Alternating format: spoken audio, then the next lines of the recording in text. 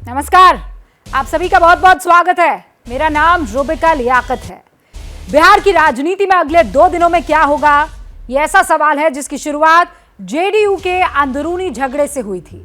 JDU ने भ्रष्टाचार को लेकर अपने पूर्व अध्यक्ष आरसीपी सिंह के उनसे जवाब मांगा और कुछ ही घंटों बाद बात बीजेपी से गठबंधन तक पहुंच गई। हमें सूत्र ये बता रहे हैं कि जेडीयू के कुछ विधायक आरसीपी सिंह के संपर्क में है। दूसरी तरफ नीतीश कुमार भी अपने नए सियासी पार्टनर की तलाश शुरू कर चुके हैं, क्योंकि सूत्र ये कह रहे हैं कि नीतीश कुमार ने कांग्रेस अध्यक्ष सोनिया गांधी से कांटेक्ट किया है, संपर्क साधा है। इसी सियासी उठापटक के बीच कल जेडीयू के सांसदों और विधायकों की बैठक बुलाई गई है। सिर्फ जेडीयू नहीं बल्कि आरजेडी और कांग्रेस ने भी अपने विधायकों को पटना बुलाया है। ऐसे में कल का दिन बिहार की सियासत में बड़े बदलाव का संकेत दे रहा है और ये बड़ा बदलाव क्या होगा, आज इसी पर चर्चा है। सवाल यह है कि जिस नीतीश कुमार ने ठीक 5 साल पहले 2017 में सारी कड़वाहट को भुलाकर बीजेपी के साथ फिर से हाथ मिलाया था, जिस नीतीश कुमार ने 2019 का लोकसभा चुनाव बीजेपी के साथ मिलकर लड़ा था, जिस नीतीश कुमार ने 2020 में तमाम राजनीतिक पंडितों को गलत साबित कर जीत हासिल की थी, उसी नीतीश कुमार को बीजेपी ने जूनियर पार्टनर होने के बावजूद सीएम की कुर्सी सौंपी थी। जिस नीतीश कुमार के साथ बीजेपी ने 2024 और 2025 का चुनाव लड़ने का ऐलान किया है, वो नीतीश कुमार क्या बीजेपी से गठबंधन तोड़ने की तरफ जा रहे हैं, और अगर ऐसा है तो क्यों? आज की हुंकार इसी मुद्दे पर। सारे खास मेहमान हमारे साथ जुड़ चुके हैं। आपसे तारुफ करवा देती हूं, माधव आनंद साहब हमारे साथ जुड़ चुके हैं, जो कि प्रवक्ता हैं जेडीयू के। शिवम त्यागी स्टूडियो में हमारे साथ, राजनीतिक विश्लेषक। राजू तिवारी अध्यक्ष है एलजेपी, हमारे साथ अब से कुछ ही देर में वो जुड़ेंगे बिहार से। अनिल सहनी साहब विधायक है आरजेडी के, वो भी कुछ देर में हमारे साथ जुड़ेंगे। प्रदीप सिंह वरिष्ठ पत्रकार स्क्रीन पर आपको दिखाई दे रहे हैं। अंशुल अभिजीत हमारे साथ जुड़ चुके हैं, जो कि प्रवक्ता हैं कांग्रेस के। आप सभी का बहुत बहुत स्वागत है। माधव आनंद जी, खेला होने को है क्या?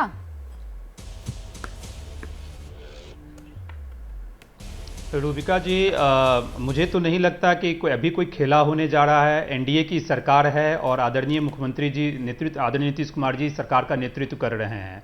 और मुझे लगता है कि आपने जितनी बातें कही कि कयास पे, सूत्र के माध्यम से, कयास और सूत्र पे अगर कोई भविष्य की परिकल्पना करने लगे तो मुझे लगता है ये आश्चर्य की बात है। वर्तमान की बात होनी चाहिए। वर्तमान में एनडीए की सरकार है और उसके मुखिया आदरणीय नीतीश कुमार जी हैं। और आपने अपने संबोधन में 2-3 बातों का जिक्र किया। आपने कहा कि संख्या बल कम होने के बावजूद भी नीतीश कुमार जी को मुख्यमंत्री बनाया गया। अरे, आपको भी पता होगा रूबिका जी, आप वरिष्ठ पत्रकार हैं, कि आदरणीय मुख्यमंत्री श्री नीतीश कुमार जी के नेतृत्व में ही चुनाव लड़ा गया और चुनाव से पहले यह घोषणा की गई कि मुख्यमंत्री वही होंगे। तो बीजेपी ने कोई एहसान नहीं किया। बीजेपी को भी जो सीटें आई विधानसभा में, वो आदरणीय मुख्यमंत्री श्री नीतीश कुमार जी के कारण आई। तो किसी के एहसान से आदरणीय नीतीश कुमार जी मुख्यमंत्री नहीं बने हैं। 17 साल से लगातार बिहार वासियों की सेवा कर रहे हैं और 17 साल से लगातार बिहार वासी अपना आशीर्वाद प्रदान कर रहे हैं और आगे भी करते रहेंगे। स्वाभाविक है, दो दल है, एक जनता दल यूनाइटेड और एक बीजेपी है। दोनों के विचारधारा में बहुत सारे मुद्दे को लेकर जो है सो मतभेद है, और क्यों नहीं हो, क्योंकि 2 डिफरेंट दल है। अगर सभी पे हम लोग सहमति ही व्यक्त कर दें तो 2 दलों की जरूरत क्या है? तो निश्चित रूप से कयास पे बातें करना उचित नहीं है। मैं कयास पर बातें नहीं करती हूँ, मैं तो आपके संबोधन पर ही बात कर लेती हूँ। माधव आनंद जी, आप मेरे साथ बरसों से डिबेट कर रहे हैं और आप भी वरिष्ठतम प्रवक्ताओं में से एक है जेडीयू के।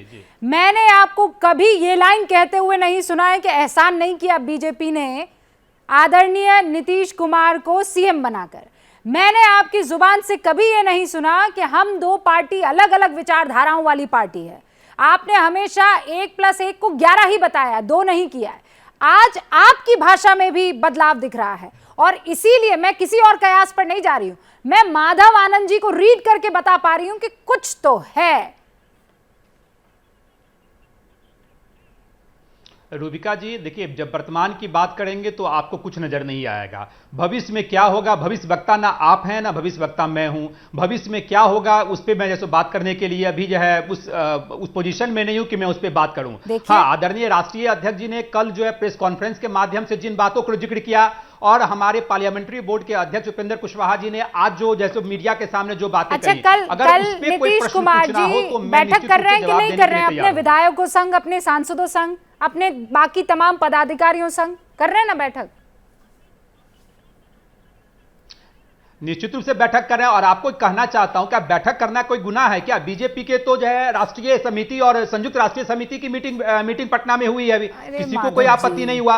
अरे बैठक, और हमारे शिक्षा मंत्री जी ने भी कुछ देर पहले, कुछ तो चल रहा है ना, आप यही कह दीजिए कि हाँ कुछ चल रहा है पर नहीं बोल पाऊंगा। बहन, आज की तारीख में सवाल ना करो तो बेहतर होगा, मैं समझ जाऊंगी, इतना तो अंडरस्टैंडिंग हो सकती है। रूबिका जी, माधव आनंद जी, बस ठीक है, मैं सुनिए, मैं अपने सवालों को भी ब्रेक देती हूँ। स्वागत है आप सभी का। पार्टनर का प्लान क्या है? और पार्टनर से मेरे माने हैं वो एकदम वहां एक्सट्रीम में जो फोटो लगी हुई है ना, नीतीश कुमार साहब की मैं बात कर रही हूं। बिहार में गठबंधन को लेकर जेडीयू विधायक गोपाल मंडल ने बड़ा बयान दे दिया है। गोपाल मंडल ने कहा है कि बिहार में भूचाल आएगा। अब गोपाल मंडल जी को कैसे पता कि ये भूचाल आने वाला है? कौन सी खिचड़ी पक रही है? क्या ऐसा चल रहा है? वो ये कह रहे हैं कि बिहार में भूचाल आने वाला है। सभी विधायक 8 बजे तक पटना बुला लिए गए हैं। ये बात भी गोपाल जी की तरफ से ही कही गई है, लेकिन वो इस बात को लेकर आश्वस्त है कि बिहार के सियासी घमासान पर भूचाल आने को है। सुनिए, बात ये है फेरबदल हो कि नहीं हो, लेकिन हम लोग को पार्टी के आला कमान ने ये आदेश किया है, आज रात तक 8 बजे रात तक आपको पटना में रहना है। अब कल बैठक में क्या होती है मैं ये नहीं कह सकता हूँ, जरूर लगता है कुछ न कुछ भूचाल आएगा। अरे गठबंधन से संतुष्ट रहिए ना, अभी तक तो गठबंधन में है। आरजेडी के लोग भी अपने विधायक को, सारे विधायकों को रखा है रोक के। कल बैठक है, बैठक में क्या निर्णय लेती है तो उसके बाद ना। तो सुन लिया आपने। माधव आनंद जी प्रवक्ता जेडीयू के हमारे साथ बने हुए हैं, शिवम त्यागी भी हैं, राजू तिवारी अध्यक्ष एलजेपी रामविलास पार्टी के बिहार से जुड़े हमारे साथ, अनिल सैनी साहब आरजेडी के विधायक हमारे साथ जुड़े हुए हैं, प्रदीप सिंह साहब और अंशुल अभिजीत जो कि प्रवक्ता हैं कांग्रेस के, हमारे साथ बने हुए हैं। प्रदीप जी, क्या खबर आपको इस सारे उठापटक से नजर आ रही है? बहुत बड़ा भूचाल आने वाला है, यानी गठबंधन में गांठ? नहीं, गठबंधन में गांठ नहीं, गांठ तो लगती है तो बात मतभेद की होती है, दरार। कल जेडीयू के राष्ट्रीय अध्यक्ष ललन सिंह ने प्रेस कॉन्फ्रेंस में जो कहा, उसके बाद स्थिति बिल्कुल स्पष्ट है। वो कह रहे हैं कि बीजेपी उनकी नीतीश कुमार के खिलाफ षड्यंत्र कर रही है। इससे बड़ा आरोप क्या लगाएंगे? पहले चिराग पासवान मॉडल इस्तेमाल किया गया, अब आरसीपी सिंह मॉडल इस्तेमाल किया जा रहा। तो जब आप अपने गठबंधन के साथी पर षड्यंत्र का आरोप लगा रहे हैं तो मतलब विश्वास खत्म हो चुका है। जब विश्वास खत्म हो जाए तो रिश्ता भी टूट जाता है। दोनों पार्टियों ने, आरजेडी और जेडीयू ने अपने अपने विधायकों की बैठक बुला ली है। तो आप 13 याद कर लीजिए, 17 याद कर लीजिए, 22 में भी वही होने जा रहा है। दोनों पार्टियों की बैठक होगी, नई सरकार बनने जा रही है। तो जेडीयू, आरजेडी और कांग्रेस की सरकार बनने जा रही है, ये स्पष्ट दिखाई दे रहा है। ये जो बातें कही जा रही कि अभी गठबंधन बना हुआ है, अभी कहां अलग हुए, ये सब बातें जब तक दोनों दलों की बैठक नहीं हो जाती और नीतीश कुमार राज्यपाल के पास चिट्ठी लेकर नहीं जाते, तब तक के लिए हैं। उसके बाद ये आप देखिए, ये सारे स्वर बदल जाए सबके सब। नहीं, वो उसमें हल्का फुल्का चेंज तो रंगों में साफ तौर पर दिखाई दे रहा है। अंशुल जी भी हमारे साथ बने हुए हैं। अंशुल भाई, आपको मुबारकबाद दे दूं मैं, 17 विधायकों के साथ बनी बिहार में कांग्रेस की सरकार, हेडलाइंस के साथ। माफ कीजिएगा, 19 नहीं, देखिए 2 विधायक 19 है। माफी। नहीं, कोई बात नहीं। लेकिन मैं ये कहूंगा कि जो भी भाजपा के खिलाफ है, जो मुखालिफत करता है, जो इनके विरोध में जाता है, कोई भी वजह हो, उनकी अंदरूनी मामलात हैं। और इसका सृजन तो बहुत पहले हुआ था। आपको याद है 2020 में जब बहुत डाक बंगला रोड पटना में, वहीं पर था चुनाव के वक्त, एक बड़ी होर्डिंग्स हुई थी जिसमें लिखा हुआ था कि भाजपा है तो भरोसा है, उसमें नीतीश जी का नाम बिल्कुल नहीं था। तो ये चुनाव ही एक तरफ से मोदी जी के नेतृत्व में लड़ा गया, ये खैर कोई और बात है। और बार बार यहां पर तनाव आता गया, जाति जनगणना के मामले में, विशेष स्पेशल स्टेटस के मामले में, हिंदू मुस्लिम के मामले में वो टिप्पणी देते रहे बिहार के मुख्यमंत्री नीतीश कुमार जी। तो जो भी भाजपा के खिलाफ होगा उससे हम समर्थन लेंगे और देंगे, तो इसमें कोई दो राय नहीं है। ऐसा पहले भी हो चुका है, वो हमारे साथी बने रहे हैं, आइंदा अगर बने, मुझे लगता है एक नई एकता की एक नई एकता की सृजन हम देखने जा रहे हैं, एक नए परिवर्तन की शुरुआत देखने जा रहे हैं, तब्दीलियां जरूर देखने जा रहे हैं। और इस बात का मैं स्वागत करता हूं, इसमें और कोई दो राय है नहीं। जो भाजपा की जो सियासत है वो आपके सामने है, उनकी जो राजनीति है, जो ध्रुवीकरण की राजनीति है, उसके हम खिलाफ हैं। जो यहाँ पर जो तब्दीलियां हो रही हैं, ध्रुवीकरण के खिलाफ है, उनकी राजनीति के खिलाफ है, लेकिन उनके इतने बरसों से रहे साथी के साथ हैं। ये भी तो शानदार राजनीति है ना अंशुल साहब। तो हम ये सवाल कर रहे हैं कि पार्टनर का प्लान क्या है, क्योंकि देखिए यहां पर भावनाओं के आधार पर कुछ नहीं चलता है, सरकार और सत्ता आंकड़ों के आधार पर चलती है। तो एबीपी न्यूज की टीम ने, हुंकार की टीम ने कुछ अंक गणित करके आपके सामने एक तस्वीर रखने की कोशिश की है कि कैसे खेला हो सकता है। बिहार विधानसभा का समीकरण मैं आपको बता देना चाहती हूं। बहुमत 122 है। देखिए वैसे तो सीटें 243 है, लेकिन एक अनंत सिंह के डिस्क्वालीफाई होने के बाद जो सीटें हैं वो 242 हो जाती है, और इसीलिए मैजिकल आंकड़ा जो है वो 122 हो जाता है। इस वक्त बीजेपी के पास 77 विधायक है, जेडीयू के पास 45 है, एचएएम के पास 20 है, और जो इंडिपेंडेंट एमएलए हैं वो एक है। यहाँ कुल मिलाकर 127 का इस वक्त की जो ये स्थिति है। आरजेडी सबसे बड़ी पार्टी है, बीजेपी से भी बड़ी पार्टी। और ये देखिए इस वक्त आपको तस्वीरें बता देना चाहती हूं, ये तस्वीरें अभी अभी आई हैं,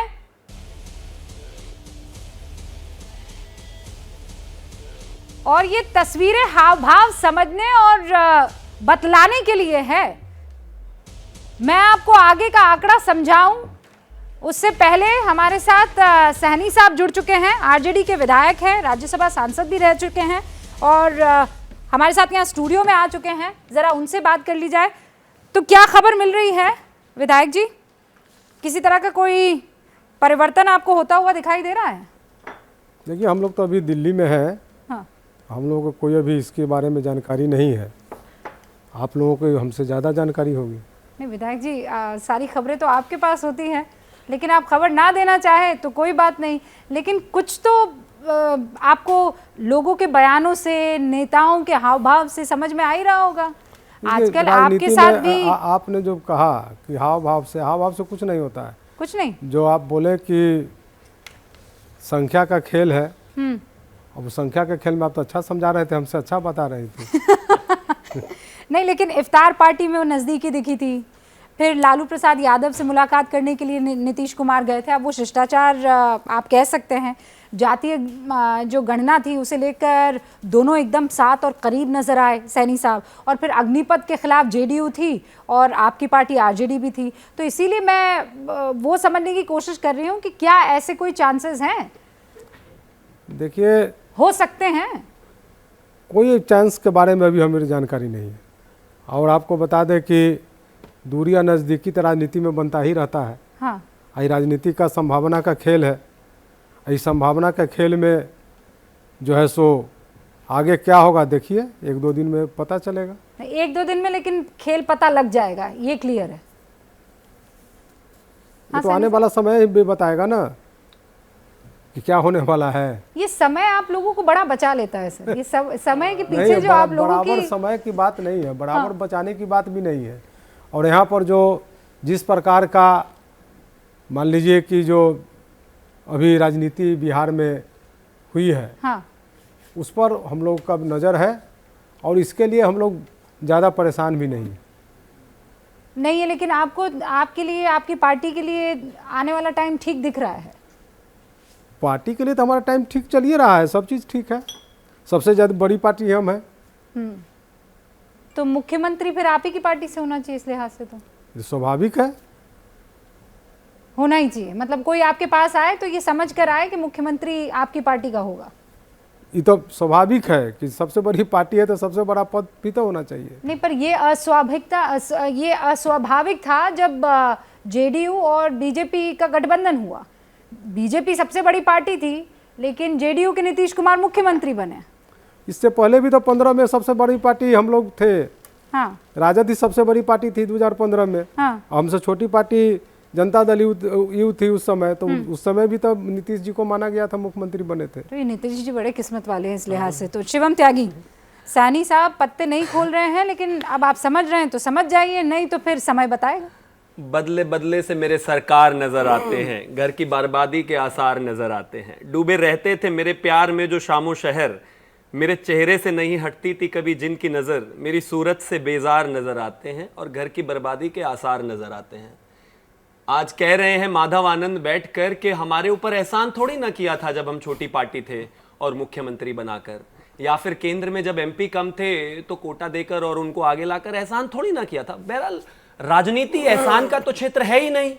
ये तो मुझे लगता है कहीं ना कहीं सामंजस्यवादी सोच का ही एक नतीजा होता है। और आपने जो कहा कि वो बड़ा अस्वाभाविक था नीतीश जी को बनाना, असाधारण लोग यानी कि श्री नरेंद्र मोदी जी जैसे असाधारण लोग और असाधारण पार्टी ही अस्वाभाविक डिसीजन ले सकते हैं, शायद इतना हर किसी के पास की और आसान नहीं है। जहां तक बात आपने कहा कि अब ये क्या हो रहा है, नहीं बोल रहे हैं, बता रहे हैं, मुझे लगता है अब इस बॉडी लैंग्वेज को समझने में किसी को शायद कोई परेशानी है नहीं। सारी चीजें देश के सामने हैं, जनता के सामने है, और जिस तरीके से बैठकों का दौर जारी है, बहरहाल सबको शुभकामनाएं। खेला आपने कहा कि होबे किसकी तरफ से होबे, क्या कैसे, वो तो समय ही बताएगा। लेकिन इतना जरूर है कि आज की जो स्थिति है वहां पर देखकर ये लग रहा है कि 1 या 2 दिन मुश्किल से अगर ये चीजें चल जाएं तो बहुत बड़ी बात होगी। राजू तिवारी भी हमारे साथ हैं, एलजेपी के अध्यक्ष हैं। राजू तिवारी जी, ये बताइए, आप लोग तो यही दुआएं कर रहे थे, उपवास भी रखे होंगे मेरे ख्याल से, व्रत भी रखे होंगे। डे 1 से जब चुनाव लड़ा जा रहा था तब से आप यही कह रहे थे कि ये सरकार लंबी नहीं चलेगी, लंबी नहीं चलेगी। आप जो हैं किसी भी कीमत पर कुर्सी उनसे छीन कर रहेंगे। कुर्सी नहीं, वो सरकार का जो गणित है वो बदल रहा है, कुर्सी वहीं पर है। नहीं, देखिए रूबिका जी, आप तो अभी आपकी बात हम सुन रहे हैं, सारी बात तो समझ में आ गया। हाँ। लेकिन एक मैं बता दूं, हम लोग कुर्सी खींचने के चक्कर में हमारे नेता आदरणीय चिराग पासवान नहीं रहते हैं। आप देखिए होंगे 2020 के बाद लगातार जब मुख्यमंत्री जी को मैंडेट नहीं मिला, उसके बाद मेरी पार्टी तोड़ दी गई, उसके बाद मेरे परिवार तोड़ा गया, उसके बाद से हमारे नेता लगातार बिहार में कैंप कर रहे हैं। अभी बिहार के लोग बाढ़ सुखाड़ से बाप बाप चिल्ला रहे हैं। अभी उसके देखने वाला कोई नहीं है। बेरोजगारों की बहुत बड़ी फौज है, उसका सुनने वाला कोई नहीं। दुर्भाग्य यही है बिहार के साथ कि पिछले 2020 से जब से ये मुख्यमंत्री जी आए हैं तब से कुर्सी का खेल चल रहा है। बिहार के बिहारियों के बारे में कोई सुनने वाला नहीं है। दुर्भाग्य यही है। अब देखिए, आपकी बात से तो हम लोग समझ गए, रूबिका जी जैसे और विधायक जी से आपने डिस्कस किया, उसमें समझ गया कि हम लोग भी लगता है कि 1-2 दिन में खेला होगा, तो खेला होगा। लेकिन दुर्भाग्य है कि बिहारी अस्मिता और बिहार के पर लोगों आपने के सुना होगा ना, दुख सुख लल्लन का सिंह जी ध्यान ने नहीं क्या रखेंगे, कहा सिर्फ कि कुर्सी पहले के लिए। आपके कंधे पर बंदूक रखकर और खत्म करने की कोशिश की गई थी नीतीश कुमार को। अब एक और चिराग पैदा कर लिया गया है या उसका इस्तेमाल कर लिया गया है, और वो है सिंह साहब। आपको याद होगा, आपकी कि मैं भी एक बार डिबेट पे इससे पहले जब पार्टी मेरी टूटी आए थे तो लल्लन सिंह ही मेरे पार्टी को और मेरे परिवार को तोड़ने वाले थे। आपको विजुअल भी आप लोगों ने चलाया था। तो दूसरे का घर जो फोड़ता है, दूसरे के घर में जो आग लगाता है, उसका घर जब टूटता है, उसके घर में आग लगती है तो पता चलता है। आने वाला समय बताएगा। बिहार की जनता ने तय कर लिया है। मैं बता दूं आपको, जिस हिसाब से बिहार अभी बाढ़ और सुखाड़ से जूझ रहा है, जिस हिसाब से हम बेरोजगार पलायन को मजबूर हैं, जिस हिसाब से यहाँ करप्शन है, जिस हिसाब से यहाँ बेरोजगारी है, आने वाले समय में कुर्सी कुमार को बिहार की जनता माफ नहीं करेगी, इतना तय है। कुर्सी कुमार आप कह रहे हैं नीतीश कुमार को, और उधर आरजेडी के सांसद है मनोज झा जो एक बड़ा बयान दे रहे हैं इस राजनीतिक घटनाक्रम पर। वो ये कह रहे हैं कि उनकी पार्टी वही डिसीजन लेगी जो बिहार की जनता लेगी। यानी उन्होंने किसी भी बात से इनकार नहीं किया है। अब बिहार की जनता से ये कैसे डिसीजन लिया जाएगा, क्योंकि बिहार की जनता ने तो चुनावों में डिसीजन दे दिया था। सबसे बड़ी पार्टी आरजेडी निकल कर आई थी, दूसरे नंबर की पार्टी बीजेपी निकल कर आई थी। दोनों तो मिलकर सरकार बना नहीं सकते क्योंकि दोनों के आइडियोलॉजिकल डिफरेंसेस हैं। तो फिर जनता कैसे डिसाइड करेगी आज की तारीख में? क्या कहा, सुन लीजिए। अभी तो सिर्फ बयानबाजी हो रही है, बयान असहज कर रहे हैं बिहार के सरोकारों को। तो देखा जाए आगे क्या होता है। सरकार बनाने के लिए आरजेडी स्वस्थ है? वो बिहार जो आदेश करेगा वो किया जाएगा। नेता प्रतिपक्ष वही करेंगे जो बिहार का आवाम आदेश करेगा। नेता प्रतिपक्ष वही कहेंगे और करेंगे जो बिहार की आवाम का जो आदेश होगा वो। शिवम त्यागी कुछ कहना चाह रहे हैं और उसके बाद में बाकी मेहमानों का। मुझे लगता है कि इस तरह की बातों में तो अब इस देश को नहीं आना चाहिए। बिहार की जनता को जो तय करना है वो ऑलरेडी चुनाव में कर चुकी है। बिहार की जनता को जो तय करना है, और अगर मैं इसी पैनल पर बैठे हुए अंशुल अभिजीत जी की बात को मान लूं, उन्होंने कहा कि ये तो क्लियर था कि मोदी जी के नेतृत्व में चुनाव लड़ा गया था, उन्हीं के ऊपर ये मैंडेट आया था। तो इस हिसाब से तो अगर देखा जाए तो ये तो क्लियर कट धोखा हुआ ना, क्योंकि खुद कांग्रेस इस बात को मानती है। और एक चीज उन्होंने और बड़ी इंटरेस्टिंग कही कि बीजेपी के खिलाफ जो भी होगा हम उससे गठबंधन कर लेंगे, चाहे वो असदुद्दीन ओवैसी हो, चाहे वो बदरुद्दीन अजमल हो, चाहे वो नदीम सिद्दीकी, कोई भी हो, इन्हें कोई फर्क नहीं पड़ता। इस बात से बस इतना होना चाहिए कि जो मोदी के खिलाफ होगा, जो भारतीय जनता पार्टी के खिलाफ होगा, उसके साथ कांग्रेस खड़ी है, वो चाहे कोई भी हो, कोई भी मतलब कोई भी। नहीं तो शिवम त्यागी राजनीति तो यही कहती है ना भाई, खिलाफ, उनकी ध्रुवीकरण की राजनीति तो के खिलाफ, उनके वाद विवाद के खिलाफ, उनके सांप्रदायिक सियासत के खिलाफ जो खड़ा होगा हम उनका साथ देंगे, क्योंकि ये मुल्क तानाशाही की तरफ मतलब तब तानाशाही हो गया है, तब्दीली हो गई है। ये जमहूरियत नहीं बचा, प्रजातांत्रिक परंपरा नहीं बची भाई साहब, ये इसकी तब्दीली हो गई है। अच्छा, तो कैसे हम हो गई? ये कहना चाहेंगे कि अंशुल जी कैसे हो गई नहीं, तब्दीली, तो जरा ये बताइए। तो बिल्कुल सामने है कैसे ना, सांप्रदायिकता सारे हो गई? जो अब नीतीश जी तो कल तक तो बीजेपी के साथ ही थे, उस सांप्रदायिकता के साथ ही थे। अगर मैं आपकी बात मानूं तो उनको तो बिल्कुल साथ में नहीं रहना चाहिए। हो रहा है विपक्ष का एक तरह से विपक्ष को आरोपी ठहराया जा रहा है, उनको बदनाम किया जा रहा है, तो ये तानाशाही हो ही गई। अच्छा, मतलब विपक्ष को बदनामी करना तानाशाही है, और ये बदनामी कौन कर रहा है? कोई भी नहीं भाई। जो बैठकों का दौर हो रहा है उस पर चर्चा हो रही है। अभी तो मुझे और भी एक और परेशानी नजर आती है कि आरजेडी के विधायक जो यहां पर बैठे हुए हैं वो कहते हैं कि भाई देखो, जिसकी सबसे ज्यादा सीटें हैं, जिसके पास सबसे ज्यादा नंबर्स हैं, मुख्यमंत्री तो उन्हीं के होने चाहिए। अब ये भी एक पेच है, यहां पर भी देखा जाएगा, क्योंकि हर किसी का बीजेपी जितना बड़ा दिल तो शायद मुश्किल होगा आज के समय में। नहीं तो आप क्या चाहते हैं शिवम त्यागी, सब आपका साथ दे दे, सब एक ही पार्टी का साथ दे, जहां जिसको जैसा फायदा नजर आ रहा है वो फायदा लेने की कोशिश होगी। मुझे लगता है कि जनता, चाहे वो महाराष्ट्र की बात रही हो, चाहे वो यहाँ की बात रही हो, जनता ने सबसे ज्यादा सफल मैंडेट किस नेता को, किस पार्टी को दो लोगों की भयंकर चुप्पी है इस मामले पर। एक तो बीजेपी की चुप्पी, आप देख रहे होंगे बीजेपी के प्रवक्ता यहाँ पर नहीं है, वो ये देख रहे हैं। माधव आनंद जी बस एक सेकंड, बीजेपी के सूत्रों के हवाले से खबर आ रही है, जिन सूत्रों को आजकल आप नापसंद कर रहे हैं, उनके मुताबिक बिहार में बीजेपी वेट एंड वॉच वाली स्थिति में है। बिल्कुल वही बात जो मैं कह रही थी, नीतीश की पार्टी को तोड़ने की कोई कोशिश बीजेपी की तरफ से नहीं की जाएगी। अपनी तरफ से सरकार को गिराने का बीजेपी का कोई प्लान नहीं है, कोई प्रयास नहीं है। जो होगा जेडीयू की तरफ से होगा। नीरज पांडे मेरे सहयोगी फोन लाइन पर हमारे साथ जुड़ चुके हैं, उनका रुख करते हैं। नीरज, ये तो बिल्कुल ऑपोजिट हो रहा है बाकी राज्यों से बिहार में। देखिए, भारतीय जनता पार्टी अभी भी इस पक्ष में है कि भारतीय जनता पार्टी गठबंधन के नियमों को, गठबंधन के धर्म को निभाएगी। इसलिए भारतीय जनता पार्टी इस पूरे मसले पर अभी फिलहाल चुप्पी साधे हुए है। भाजपा के किसी भी बड़े नेता ने कोई भी बयानबाजी नहीं की है, और सबको मना भी किया गया है कि फिलहाल जब तक कि जेडीयू अपना रुख स्पष्ट नहीं करती है तब तक कोई भी बयानबाजी नहीं होगी। भाजपा इसीलिए अभी पूरी स्थिति का आकलन कर रही है और शांत है। भाजपा देखना चाहती है कि जेडीयू का कल का मूव क्या होता है, उनका आगे का कदम क्या होता है, उसके बाद कोई निर्णय लेगी। लेकिन अभी भी भारतीय जनता पार्टी के जो सोर्सेज से हमारी जानकारी हुई है, बड़े नेताओं से बात हुई है, उन्होंने साफ कहा है कि ना तो भाजपा का कोई ऐसा इरादा है कि जेडीयू को तोड़ा जाए या सरकार को गिराया जाए, ना ही हमने कभी ऐसा सोचा है। लेकिन अगर उनको ऐसा लगता है तो पहले हम उनकी अपनी स्थिति को का आकलन करेंगे, वो क्या सोचते हैं, उनका अपना अगला कदम क्या होता, उसके बाद भाजपा अपना निर्णय सुनाएगी। ठीक है, जो बातें आपने कही है इसी का जवाब जरा मैं माधव आनंद जी से ले लेती हूँ। माधव आनंद जी, अब देखा जाएगा बेवफाई किसकी तरफ से की जाती है, हम तो बस देखेंगे टुकुर टुकुर। रूबिका जी, कुछ चीज़ें तो मैं आपत्ति जाहिर करना चाहूँगा। जो राजू तिवारी जी ने कहा कि कुर्सी कुमार, मुझे लगता है ऐसे शब्दों का प्रयोग ना करें तो ज़्यादा अच्छा होगा। बाकी उनकी मर्जी, उन्हें अपने पार्टी को रिप्रेजेंट कर रहे हैं, उनकी जो मर्जी आए वो बोलें, लेकिन मुझे लगता है ऐसे शब्दों से बचना चाहिए। दूसरी बात मैं कहता हूं कि देखिए, हर पार्टी अपने विधायक दल की मीटिंग कॉल करती है। मैंने पहले भी कहा कि बीजेपी के लोगों ने भी संयुक्त राष्ट्रीय परिषद या राष्ट्रीय कमेटी की मीटिंग पटना में की थी हम लोगों को कोई आपत्ति नहीं हुआ। अगर हम लोग भी अपने विधानमंडल की मीटिंग कॉल कर रहे हैं, सांसदों की मीटिंग कॉल कर रहे हैं, जहां बहुत सारे ऐसे इश्यूज हैं जो हम लोगों को इंटरनली डिस्कस करना है, तो उसमें आपत्ति क्या? हर चीज पे कयास लगाना। क्या आदरणीय राष्ट्रीय अध्यक्ष जी या पार्लियामेंट्री बोर्ड के जो अध्यक्ष हैं, क्या उन्होंने ऐसा कहा कि गठबंधन टूट गया? ऐसा तो हम लोगों ने नहीं कहा। सिर्फ कयास लगाना। अगर हम लोग इंटरनल अगर कोई मीटिंग भी करते हैं और उस पे अगर कुछ भी कोई कयास लगा ले, तो हम लोग लल्लन कैसे सिंह जी उसको जो रोक कह सकते रहे हैं हैं? उसके क्या लेकिन माने, मैं ये एक बात बताइए कहना ना। चाहता हूं रूबिका जी, और जो आरपी सिंह साहब कह रहे हैं उसके क्या मैं मायने बता तो सर? रहा हूं।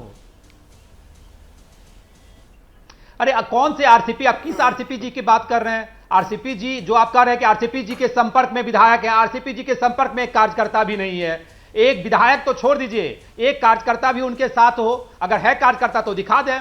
तो उसके लिए आरसीपी जी ना मेरे पार्टी में है, ना मैं उस पर बहस करना चाहता हूं। उनके जो आरोप रखे हैं, आरोप की जांच वो होगी। 2 दशकों तक नीतीश कुमार के बेहद करीबी रहे हैं। उनके इशारे के बगैर पत्ता तक बिहार का नहीं हिलता था। देखिए, जब आपके पार्टी के अध्यक्ष थे कुछ दिन पहले तक, देखिए हम लोग के 2 बार राज्यसभा में भेजा था आपने उस आरसीपी सिंह की मैं बात कर रही हूँ। कैबिनेट मंत्री आपकी तरफ से बनाया गया था, उस आरसीपी सिंह की बात कर रही हूँ। और आज आप मुझसे पूछ रहे हो कौन आरसीपी सिंह?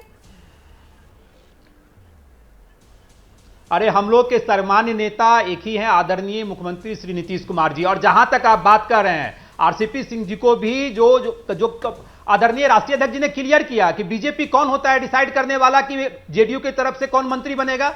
तो आप उनके शब्दों और उनके सेंटेंस को अगर समझना होगा तो आप समझ सकती हैं। आप उसमें बहुत कुछ कहने की मुझे आवश्यकता नहीं है। तो आरसीपी, हाँ, पिछले साल जब मंत्रिमंडल का विस्तार हुआ था तभी आदरणीय अध्यक्ष जी ने हर बात का अध्यक्ष जी ने क्लियरली बोला कि बीजेपी कौन होता है, कि भाई जनता दल यूनाइटेड के तरफ से कौन बनेगा मंत्रिमंडल में सम्मिलित कौन होगा, वो जनता दल यूनाइटेड तय करेगी, कोई बीजेपी तो तय नहीं करेगी। तो हर बातों का राष्ट्रीय अध्यक्ष जी ने जिक्र किया है अपने संबोधन में प्रेस कॉन्फ्रेंस के दौरान।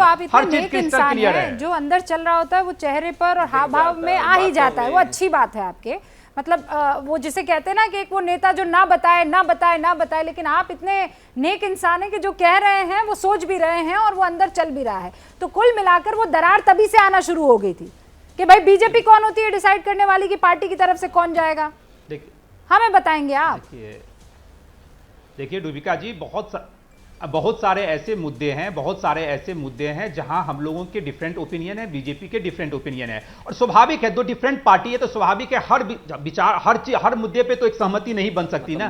तो इसलिए हम लोग 2 अलग अलग दल हैं निश्चित। लेकिन ऐसा करना, वर्तमान में तो अभी एक एनडीए की सरकार है। भविष्य में क्या होगा, भविष्यवक्ता मैं नहीं हूं और आप भी भविष्यवक्ता नहीं है। भविष्य किसी ने नहीं समझा है। हाँ। और राजनीति तो संभावनाओं की खेल है। नहीं, हम लोग कोई नजूमी नहीं है, कोई भविष्यवक्ता नहीं है। पर मैं एक छोटा सा यहाँ पर क्या कहते हैं उसे, एक चुनाव टाइप का ही करवाना चाह रही हूँ।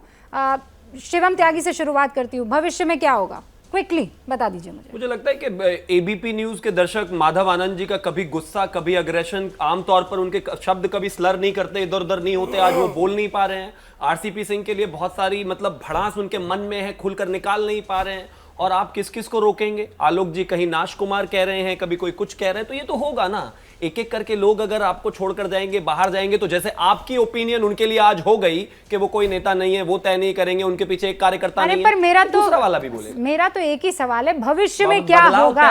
बदलाव तय है, मतलब किसकी सरकार, वो तो यही बताएंगे। मुझे लगता है ज्यादा बेहतर वही जानते होंगे, लेकिन इतना तो जरूर है कि बदलाव तय है। सानी साहब क्या होगा? क्या होगा, जिस प्रकार से हाँ। अभी अगर नीतीश कुमार जी एक कदम पीछे जाते हैं, हाँ। जिस प्रकार से आरसीपी सिंह जी बोले कि 7 जन्म में प्रधानमंत्री नहीं बनेंगे, और मैं चैलेंज करता हूं कि नीतीश कुमार जी अगर एक कदम पीछे जाकर तेजस्वी यादव को बिहार के मुख्यमंत्री अगर बनाते हैं अपना समर्थन देकर, तो 2024 में ही नीतीश कुमार देश के प्रधानमंत्री होंगे। ये बात आप समझ लीजिए। अरे ये माधव जी की तरफ गया लॉलीपॉप। माधव जी सुन लिया आपने, खूब दुआएं मिलेंगी आपको। जी मैं रूबिका जी मैं सारी बातों का सुन रहा हूं और बड़ी विनम्रता के साथ जवाब भी दे रहा हूं। मेरे में कोई एग्रेशन नहीं है। अब मैं बहुत ही स्पष्टीकरण का और बहुत ही कैंडिडली हर बातों का जवाब देने की मैंने कोशिश की। मैंने कोई चीज छिपाया नहीं। जो मेरे पार्टी ने जो कल प्रेस कॉन्फ्रेंस में कहा उन बातों का मैं जिक्र किया। भविष्य के बातों पे मैं अधिकृत नहीं हूं कि भविष्य में क्या होगा, मैं उसके जैसे बात करूंगा। भविष्य तो बना तो रहे हैं, हमने बोला है आपको। अनिल जी बना तो रहे भविष्य सीधे तौर पर, वो तो सीधा बढ़िया ऑफर आपके लिए लेकर आए हैं। प्रधानमंत्री छोटा पैकेट दीजिए, बड़ा पैकेट आपके पास आएगा। प्रदीप जी कुछ कहना चाह रहे हैं। और ये भी बता दूं आपको, चिराग पासवान हमारे साथ हमने कुछ ही देर में हमने साफ साफ बोला है कि जो आरसीपी सिंह ने जो अपना भविष्यवाणी किए कि 7 इस जन्म में क्या 7 जन्म में नहीं बनेंगे, और मैं भविष्यवाणी करता हूं कि इसी जन्म में नीतीश कुमार जी बिहार के देश के प्रधानमंत्री बनेंगे, जब वो तेजस्वी यादव जी को बिहार के मुख्यमंत्री मानेंगे। हाँ, सुनिए आपने, मतलब ये इतना तो आपको सैक्रिफाइस करना पड़ेगा। सैनी साहब ने यहाँ पर भविष्य वक्ता की जवाब दे दूं? अभी कुर्सी संभाली, जवाब दीजिएगा। बस एक ब्रेक ले रही हूँ और उसके बाद अंशुल जी आप भी तो कुछ बोल ही दीजिए। फिर इस बीच में आप भी राहुल जी का नाम ले सकते हैं, अपने दूसरे बाकी नेताओं का, जैसे तेजस्वी जी ने ले लिया। सारे खास मेहमान बिहार की राजनीति को अच्छी तरीके से समझने वाले हमारे साथ जुड़ चुके हैं। हम इंतजार कर रहे हैं चिराग पासवान जी किसी भी वक्त हमारे साथ आप जुड़ सकते हैं। लेकिन प्रदीप सिंह साहब, आप कुछ कहना चाह रहे थे ब्रेक से पहले। इन हालात को समझते हुए इस वक्त आपको क्या स्थिति नजर आ रही है? क्या ये तय माना जाए कि अब परिस्थिति को देखते हुए कुर्सी पर बने रहेंगे नीतीश कुमार, लेकिन साथ बदल जाएगा? बिल्कुल, आप जो बात कह रही हैं बिल्कुल वही नजर आ रहा है। मुझे नहीं लगता कि इसके अलावा कोई सुलह है। लेकिन सैनी जी की बात सुनकर मुझे थोड़ा सा डाउट हो गया है। वो कह रहे हैं कि तेजस्वी को सौंप दे नीतीश कुमार मुख्यमंत्री पद, अगर उनको प्रधानमंत्री बनना है। देखिए, काफी समय से दोनों पार्टियों के बीच बातचीत चल रही है, मामला इसी पर अटका है। पिछली बार जो धोखा हुआ उसके बाद आरजेडी बड़ा फूक फूक कर कदम रख रही है। लेकिन इसमें कोई दो राय अब नहीं रह गई है कि आरजेडी और जेडीयू का गठबंधन फिर से रिवाइव होने जा रहा है। कांग्रेस इसमें शामिल होगी। ये सरकार 24 घंटे की है बीजेपी की गठबंधन वाली या 48 घंटे की, ये कहना मुश्किल है, लेकिन उसका जाना तय। और नीतीश कुमार मुख्यमंत्री बने रहेंगे। लेकिन यहाँ एक बड़ी खबर तो सैनी साहब ने दे दी है ना। सैनी साहब कह रहे हैं कि बड़ा अगर आपको जिंदगी में कुछ चाहिए तो उसके लिए एक कदम पीछे आना होगा। माधव आनंद जी, क्या जेडीयू एक कदम पीछे आने को तैयार है 4 कदम आगे जाने के लिए? यानी 2024 में प्रधानमंत्री के चेहरे बनने के लिए वो मुख्यमंत्री का पद किसी और को सौंप देंगे और किसी और में तेजस्वी यादव, और कोई नहीं। रूबिका जी, देखिए, आदरणीय मुख्यमंत्री श्री नीतीश कुमार जी बिहार के टॉलेस्ट लीडर हैं, ये सबको पता है और सब लोग इस चीज़ को एक्सेप्ट भी करते हैं। जहां तक प्रधानमंत्री जी की बात है, प्रधानमंत्री बनने की बात है, उन्होंने खुद अपने कई बार पत्रकारों को जैसे बताने का काम किया है। वो बिहार वासियों की लगातार सेवा कर रहे हैं और आगे भी बिहार वासियों की सेवा करते रहेंगे। और उनको सर्वमान्य नेता, सभी दलों के जितने नेता हैं सब मानते हैं कि आदरणीय नीतीश कुमार जी टॉलेस्ट लीडर हैं और सर्वमान्य नेता हैं। अब भविष्य में क्या होगा, आरजेडी क्या कह रही है, कांग्रेस क्या कह रहा है, मैं उस पर टीका टिप्पणी करने के लिए अधिकृत आज नहीं हूं। नहीं, लेकिन उनके जो भाव हैं उन पर तो आप कोई टिप्पणी कर सकते हैं। बहरहाल मैं आपके पास आऊंगी। चिराग पासवान हमारे साथ जुड़ चुके हैं। चिराग पासवान साहब, आपका बहुत बहुत स्वागत है। सबसे पहले तो मैं आपसे इस बात का रिएक्शन लेना चाहती हूं कि बिहार की जो स्थिति है उसके लिए सीधे तौर पर आपका नाम लिया जा रहा है, ये कहकर कि सिंह जो आज की तारीख में मेन केंद्र में दिखाई दे रहे हैं वो बीजेपी का चिराग मॉडल है। आपने सुना ही होगा। जी, चिराग मॉडल का मैं जिक्र एक लंबे समय से मैं सुन रहा हूँ। मेरी समझ से पड़े कि भैया ये चिराग मॉडल है क्या। मैं सिर्फ और सिर्फ रामविलास पासवान जी का मॉडल हूँ, उनका आंसू, उन्हीं की भावनाओं के प्रति। हाँ, 2020 के चुनाव को लेकर ये इस बात का जिक्र करते हैं क्योंकि चिराग पासवान ने अकेले चुनाव लड़ा। तो भैया, जब मैं आपको विपक्ष में लड़ रहा था तो आपको हराने के लिए लड़ रहा था ना। कौन सा सत्ता पर विपक्ष का चुनाव होता है जो आपको जिताने के लिए लड़ा जाता है? ना भारतीय जनता पार्टी के साथ में था, ना किसी और दल के साथ था, अकेले चिराग पासवान ने चुनाव लड़ा। और अगर आपको 1 नंबर से तीसरे नंबर की पार्टी बना दिया तो इसका दुख आपको क्यों हो रहा है भैया? आपको हराने के ही मैं चुनाव लड़ रहा था। और मुझे खुशी है इस बात की कि इस चिराग मॉडल में क्या अकेला चिराग पासवान था? उपेंद्र कुशवाहा जी जो इनकी पार्टी के संसदीय बोर्ड के अध्यक्ष बने हुए हैं, क्या उपेंद्र कुशवाहा जी चिराग पासवान मॉडल पे काम नहीं कर रहे थे? वो भी तो इसी मॉडल पे थे, इनकी पार्टी के राष्ट्रीय अध्यक्ष। भाई क्या बोलते हैं रूबिका जी, आप भी पढ़ी लिखी है, मैं भी पढ़ा लिखा हूँ। उनकी पार्टी के राष्ट्रीय अध्यक्ष ने नया आविष्कार करके बताया था बिहार की जनता को नहीं, दुनिया को, कि नीतीश कुमार जी के पेट में दांत है। भाई ये सारी बातें किसने बोली? इनकी पार्टी के खुद के नेताओं ने। और आज चिराग पासवान मॉडल की बात कर रहे हैं, पहले जो विराट के मॉडल इनकी पार्टी में बैठे हुए हैं उनसे इनको समझने की जरूरत है मुख्यमंत्री नीतीश कुमार जी को। नहीं, लेकिन अब चिराग जी आगे भविष्य आपको क्या नजर आ रहा है? आपने तो मामा कंस का भी जिक्र कर दिया, माँ देवकी का भी जिक्र कर दिया, और आप नीतीश कुमार को एक बार फिर से कटघरे में खड़ा कर रहे हैं। क्यों आपने ऐसा किया है? ये जिक्र क्यों? रूबिका जी, मैंने कंस मामा का जिक्र इस परिपेक्ष में किया जिस तरीके से कंस को, उनको किस बात का डर था? अपने प्राणों का उनको डर था, और अपने प्राणों के डर की वजह से उन्होंने माँ देवकी के तमाम बच्चों की उन्होंने हत्या कर दी। इसी तरीके से मुख्यमंत्री नीतीश कुमार की सियासी वध एक के बाद एक किए जा रहे हैं, सिर्फ अपनी कुर्सी को खोने के डर से। जौहर साहब को रूबिका जी कोई नहीं भूल सकता, क्या हाल किया इन्होंने जौहर। चिराग जी, आपकी आवाज डिस्कनेक्ट हो रही है, लेकिन आपने उनको इन्होंने hello, can you hear me? हाँ, मैं सुन पा रही हूँ, लेकिन आवाज जो है आपकी बीच बीच में डिस्कनेक्ट हो रही है। अब मैं बस ये समझना चाह रही हूँ, हाँ,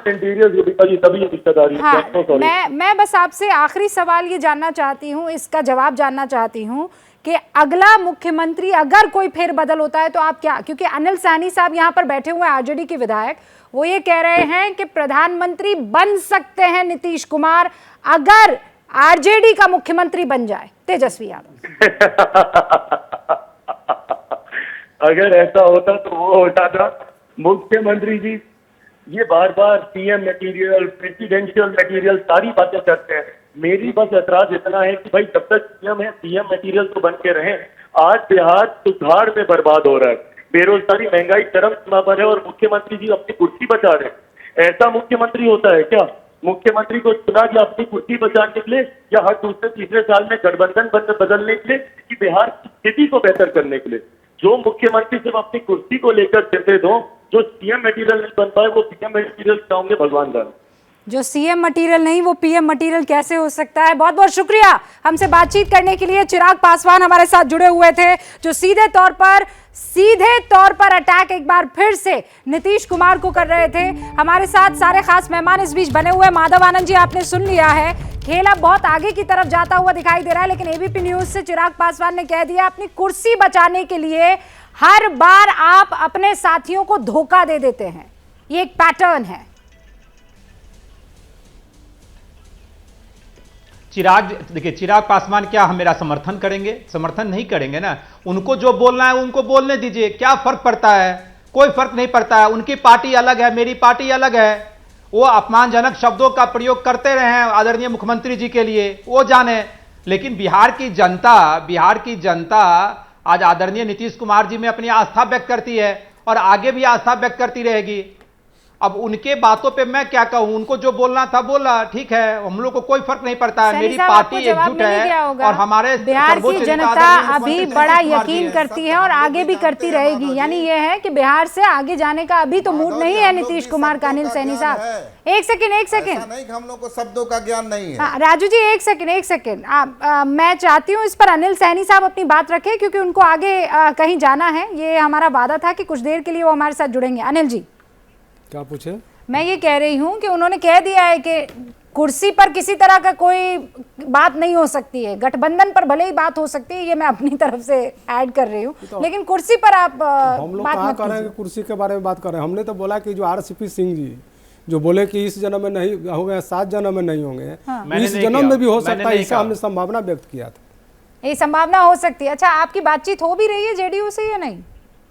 हम लोगों से काहे बात होगी? हम लोग से, हम तो अभी दिल्ली में हैं, हमसे काहे बात होगी? नहीं, आपकी पार्टी से इसकी जानकारी नहीं है हमें। सैनी साहब को इसकी जानकारी नहीं है? पक्का इसकी जानकारी आपको नहीं? सैनी साहब नहीं है। लेकिन दिल आपका कह रहा है कि सीएम की कुर्सी तेजस्वी साहब के पास चली जानी चाहिए। वो नहीं, परिस्थिति बस होता है, ये सब कोई ऐसी थोड़ी कैसी कोई मुख्यमंत्री बन जाएंगे। नहीं सर, आपकी बातों के इशारे बड़े तगड़े हैं, वो चुभ सकते हैं। वो जो इशारे हैं ना, वो एकदम तीर की तरह चुभ सकते हैं। वो हमें तो नहीं, माधव आनंद जी को जरूर परेशानी हो सकती है। क्या मजबूरी है मेरी, बताइए। मैं अभी आपको बताती हूँ कि मैंने ओए होए होए होए नमकीन के चटकारे लेते हुए टकटकी मार के डिबेट शो को पॉज रिपीट कर करके देख रहे हैं जोगिंदर जी। इनकी तरह आप भी देखें अपनी फेवरेट डिबेट्स को रिपीट कर और डाउनलोड कीजिए एबीपी लाइव ऐप अपने स्मार्ट टीवी पर।